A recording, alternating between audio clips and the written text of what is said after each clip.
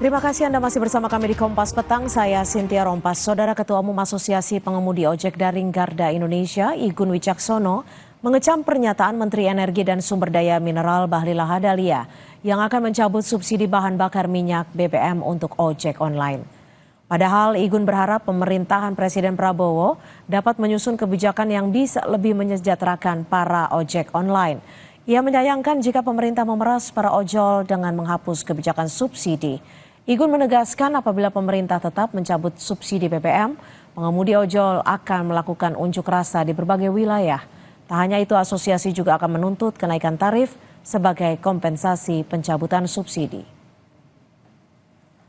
Jadi kita dari para pengemudi ojek online ini sepakat kami menolak adanya pencabutan subsidi atau pengalihan subsidi. Apabila pemerintah memaksakan mencabut subsidi, sudah pasti akan terjadi gelombang aksi unjuk rasa di seluruh Indonesia yang dilakukan oleh berbagai elemen, serikat, organisasi, komunitas ojek online yang ada di seluruh Indonesia, tidak hanya Garda. Rabu lalu, Menteri Energi dan Sumber Daya Mineral Bahlil Lahadalia menyatakan bahwa ojek online tidak menjadi sasaran utama dalam subsidi BBM yang tepat sasaran. Menurutnya, ojol lebih tepat dikategorikan sebagai bentuk usaha. Yang berhak menerima subsidi adalah kendaraan yang berplat kuning. Angkot, transportasi, supaya apa?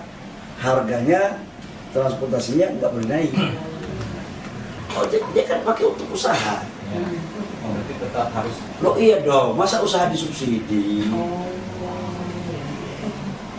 Orangnya bisa subsidi. Masa usaha disubsidi? Tetapi kita hitung baik, yang jelas bijaksana. Untuk bijaksana. Gitu.